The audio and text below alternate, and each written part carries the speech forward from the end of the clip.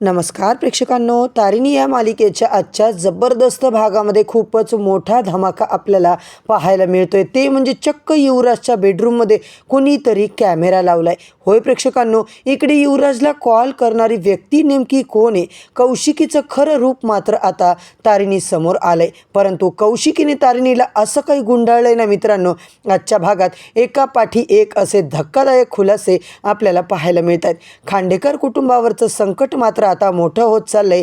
तारिणीला जी काही audio clip आपल्या टेक्नोने पाठवली होती ती ऐकल्याच्या नंतर अखेर तारिणीच्या लक्षात आलंय की युवराजला कॉल करणारी व्यक्ती कोणीतरी साधी सुधी व्यक्ती नाहीये, तर खांडेकरांच्या कुटुंबावर अगदी बारीक नजर ठेवू नये, म्हणजे घरातल्या प्रत्येक हालचालीची माहिती त्यांना कोणीतरी आता इकडे पोहोचवत आहे। इकडे युवराजची अवस्था तर आणखीनच बिकट चाललेली आहे। तो चक्क म्हणतो, अहो तुम्ही सर आहात की मॅडम आहात? आता युवराजला काहीच कळत नाहीये। युवराज पुरता घाबरून जातो। पण त्याच वेळेला प्रेक्षकांनो, गोंधळात आता युवराजला हेच वाटतं की माझ्या रूममध्ये कोणीतरी कॅमेरा लावलाय। मी बसलेलंही त्यांना कळतंय, मी उठलेलंही त्यांना कळतंय, माझ्या प्रत्येक हालचालीवर कोणीतरी नजर ठेवून आहे। आता मात्र दुसरीकडे अचानक कौशिकी ताईंचा आवाज तारिणीला ओळखू येतोय। प्रेक्षकांनो, ती काहीतरी मोठी ॲक्शन घेणार इतक्यातच आता तारिणीवर जीव घेणा हल्ला होतो। पण तारिणी अजिबात हार मानत नाही। हल्लेखोराला तिने चांगलं आडवस टाकलेलं असतं। इतकंच नाही तर गाडीमधून या संपूर्ण प्रकरणाचा व्हिडिओ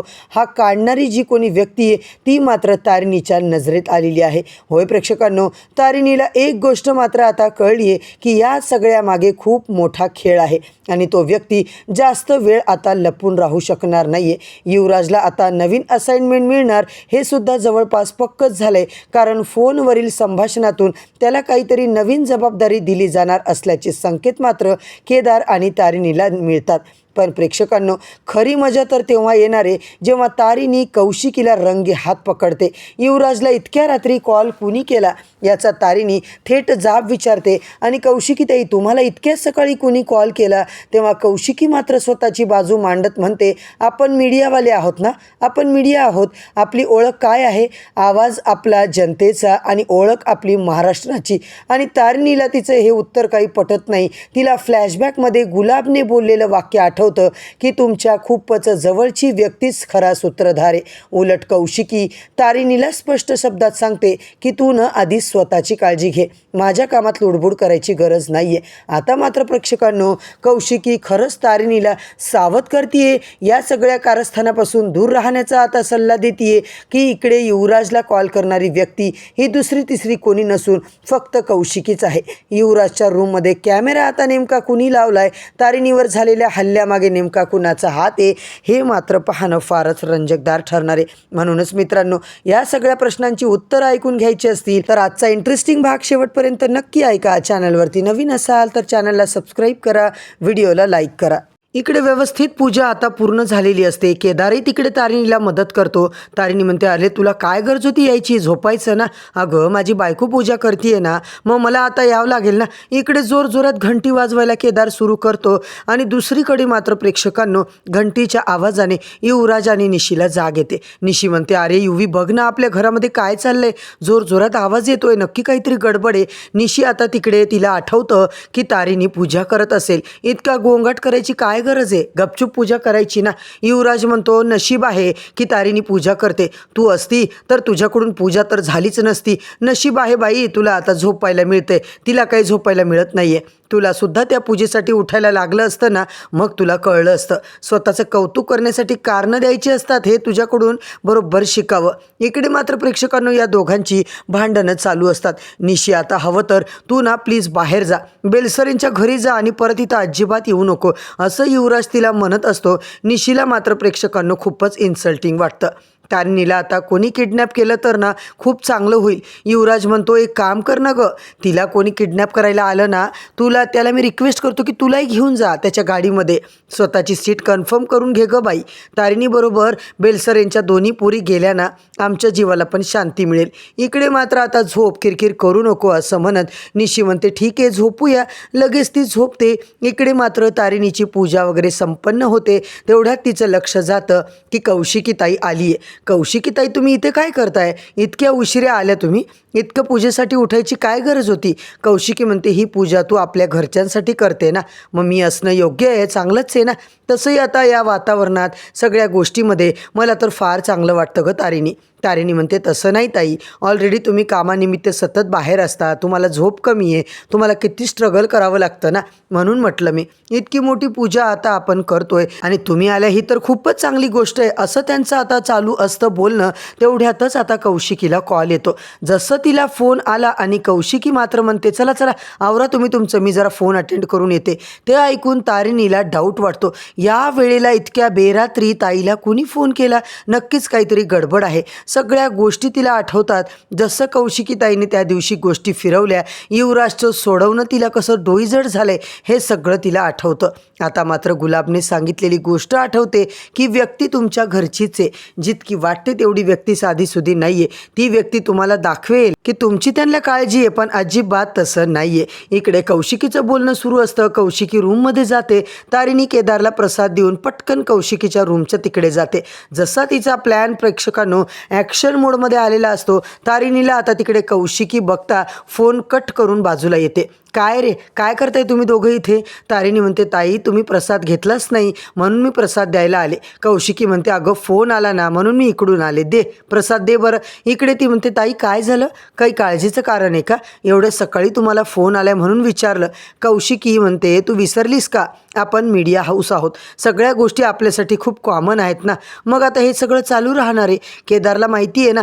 तेव्हा तारिणी बरोबर विषय आता बदलण्याचा प्रयत्न करते. तेव्हा ती म्हणते ताई जर जास्त काही प्रॉब्लेम असेल तर तुम्ही केदारलाही काम लावू शकता, केदार आहे ना, तो नक्की तुमची मदत करेल.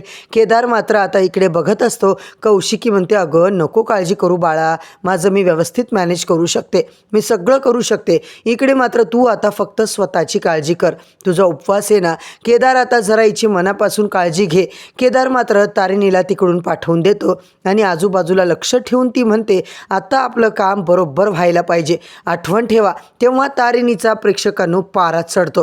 ती म्हणते बघितलं का, ताईने आपल्याला तिथून पाठवून दिलं. जेव्हा आपण विषय काढला की कोणाचा कॉल होता त्यांनी अजिबात आपल्याला सांगितलं नाही आहे. केदार मात्र म्हणतो बॉस खरंच कौशिकीताईवर तुला संशय आहे? तारिणी म्हणते यस मला आहे. टेक्नोला आता इकडे कौशिकीताईवर नजर ठेवायला सांगितलंय, काय मिळतं बघूया. गुलाब जाता जाता जे काही सांगून गेला ही व्यक्ती जवळची आहे, मग ती व्यक्ती कोणीही असू शकते. केदार आपल्याला सावध राहणं गरजेचं आहे. दुसरीकडे मालतीने मात्र सगळी तयारी केली आहे. काय गं काव्या, कोणची साडी घालणार? आता पाहुणे पाहायला येणार, तेव्हा मात्र त्यांचा गोंगाट चालू असतो. मालती म्हणते ड्रेस तर सुंदर आहे, पण आपण कुठे पार्टीला नाही गं चाललो, बड्डेला नाही चाललो, पाहुणे बघायला येतात ना, मग तू साडी घातली पाहिजे. तेव्हा मात्र प्रेक्षकांनो तू छान साडी घाल असं मालती काव्याला सांगत असते. तेव्हा ती म्हणते आई ही मी साडी लावून बघते ना, मी तयारच आहे. तेव्हा मात्र तारिणी येते. सगळं व्यवस्थित होईल काव्या, तू काळजी करू नको. जर त्यांनी मला नकार दिला तर? तारिणी म्हणते कोणामध्ये हिंमत आहे का माझ्या बहिणीला नकार द्यायची? इतकी सुंदर बहीण त्यांना कुठं मिळणार आहे माझी? इतकी मात्र तुला नकार द्यायची हिंमत अजून तरी कोणामध्ये नाही आहे बरं का. तारिणी तिला समजावते काळजी करू नको, सगळं छान होईल. चेतना काकूंनी सांगितलंय ना, मुलगा खूप चांगला आहे, समजूतदार आहे, सगळं छान होईल गं. काव्यासाठी असं सगळं व्यवस्थित करू ना आपण, बघायचं कामच राहणार नाही. मालती म्हणते ठीक आहे, एकदाचं स्थळ चांगलं असलं तर काही वाईट नाही आहे. तारिणी मात्र आता म्हणते मी तिला रेडी करेल ना, कोणाची नजर तिला लागणार नाही आहे, सुंदर दिसेल माझी बहीण असं मी तिला तयार करते. इकडे मात्र मालती आत्या तुम्ही आता काळजी करू नका.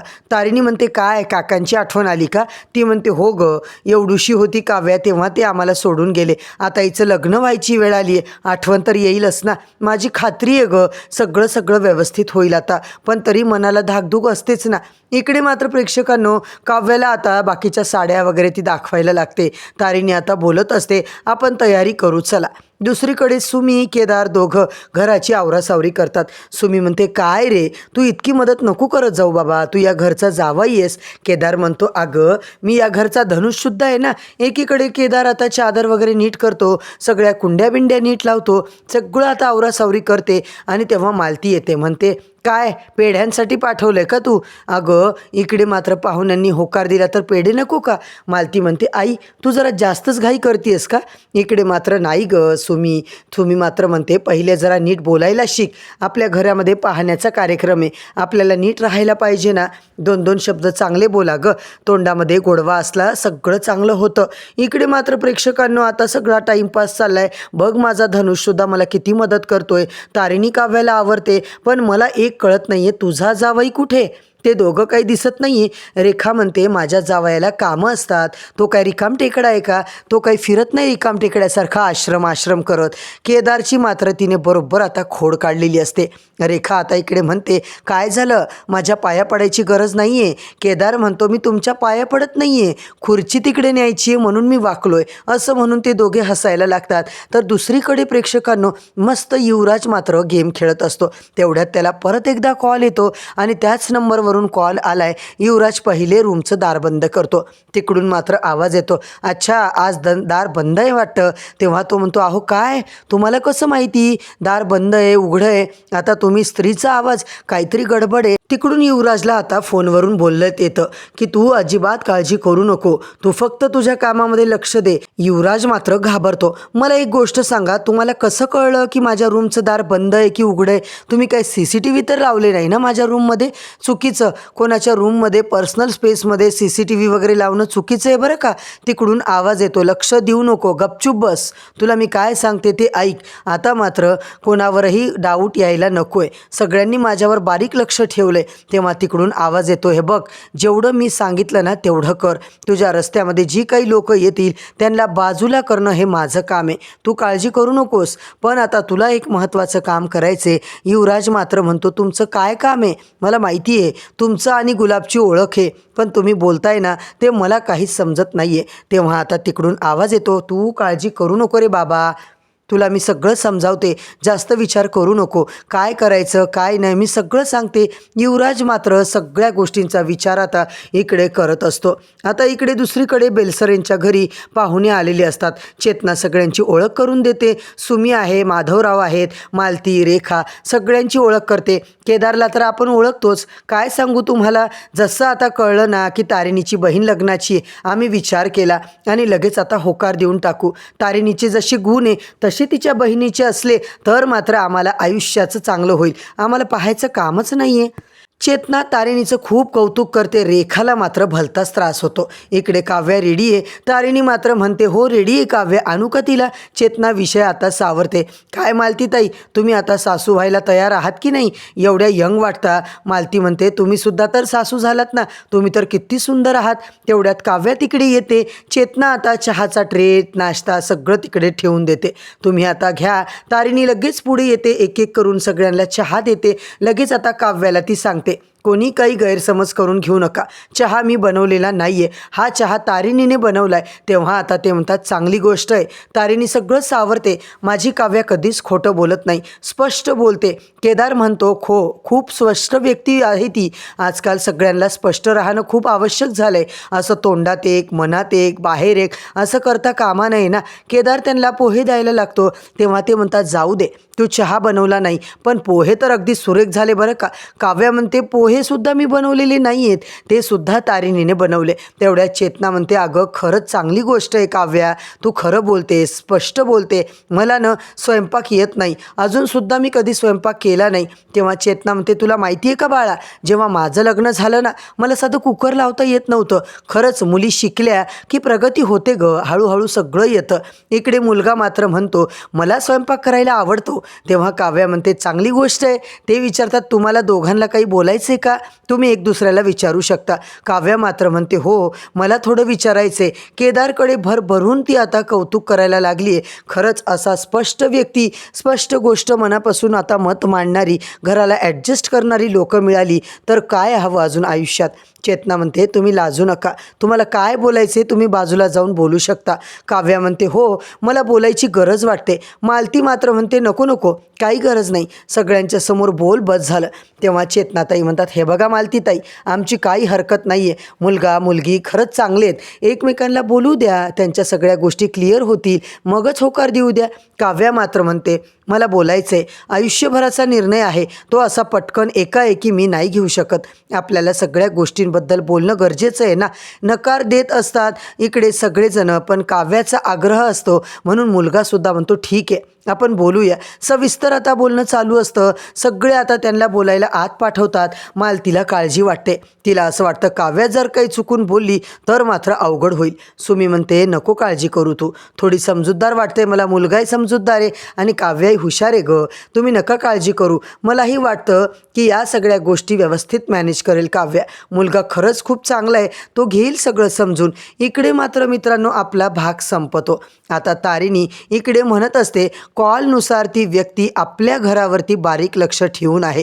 केदार म्हणतो बॉस ती व्यक्ती नेमकी कोण असेल. तारिणी मात्र म्हणते ती व्यक्ती जी कोणी असेल ना ती लवकरच आपल्या समोर येईल. केदार तारिणीला आता दोघे मस्त फुलं घ्यायला थांबतात. तेव्हा तारिणी मात्र म्हणते तू थांब रे, मी जरा फुलं घेऊन गजरे घेऊन येते.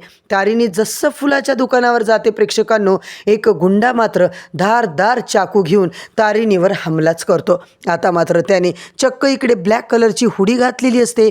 तारिणीवरती सपासप वार करायला तो तयार असतो. तारिणी मात्र त्याचा असा हात पकडते ना काही बघायला सोयच नाही आहे. तारिणीने एका गुन्हेगाराला तर पकडलंय, आता मात्र त्याच्याकडून सगळं सत्य ती कसं वदवून घेऊ शकेल हे पाहणं फार रंजकदार ठरणार आहे. तर मंडळी तारिणी मालिकेच्या येणाऱ्या जबरदस्त एपिसोड अपडेटसाठी सगळं जाणून घ्यायचं असेल, ऐकायचं असेल तर चॅनलला सबस्क्राईब करा, व्हिडिओला लाईक करा. मित्रांनो उद्या परत भेटूया नवीन भागाच्या नवीन रिव्ह्यूसोबत. तोपर्यंत धन्यवाद.